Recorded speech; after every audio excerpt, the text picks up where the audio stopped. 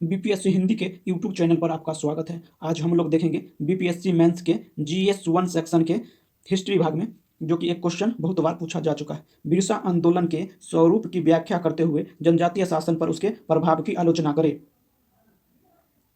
जनजातीय आंदोलनों के इतिहास में मुंडा विद्रोह, जो कि बिरसा मुंडा के नेतृत्व में प्रारंभ हुआ, विशेष महत्व है। इस संघर्ष को उलगुलान या महान हलचल के रूप में याद किया जाता है। 1895 से 1901 ईस्वी तक चलने वाले इस आंदोलन का सुंदर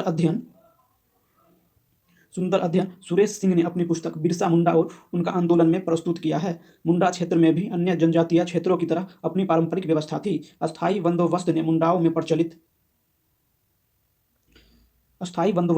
में प्रचलित खुटकट्टी व्यवस्था को ध्वस्त कर दिया, जो कि सामूहिक भूस्वामित्व पर आधारित थी। बाहर से आने वाले जमींदारों, ठेकेदारों और साहूकारों दिक्कू मुंडाओं का कठोरता से शोषण किया। फलस्वरूप मुंडा उग्र हो गए। मुंडा विद्रोह के क्षेत्र, एक मैप बना सकते हैं, जो कि झारखंड उस समय सम्मिलित था। देख सकते हैं, बिहार हो गया और ये हो गया मुंडा विद्रोह क्षेत्र, छोटा नागपुर, और ये हो गया खूंटी। देख सकते हैं, ये हो गया खूंटी।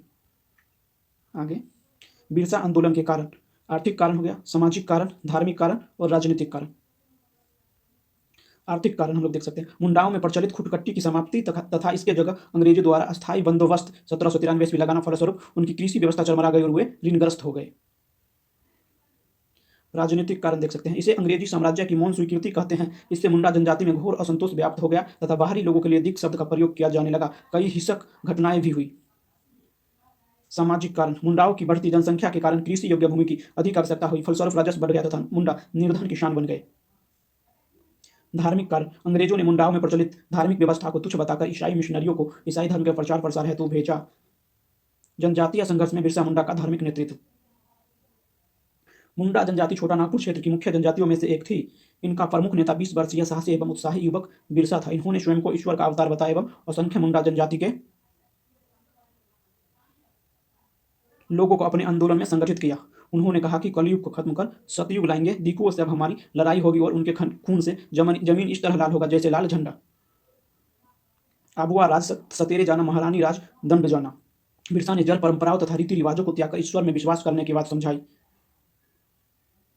पशुओं की बलि प्रथा का विरोध किया। बिरसा द्वारा ब्रिटिश सत्ता के अस्तित्व को अस्वीकार करते हुए अपने अनुयायियों को लगान न देने को प्रेरित किया।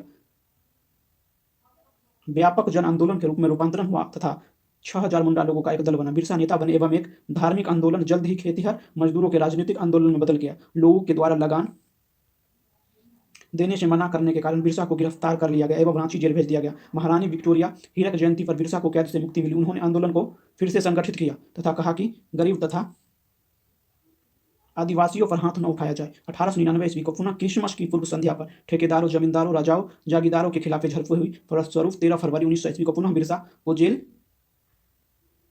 भेज दिया गया, जहां हैजे से उनकी मृत्यु हो गई तथा अनुयायियों को भी गिरफ्तार कर लिया गया एवं आंदोलन का अंत हो गया।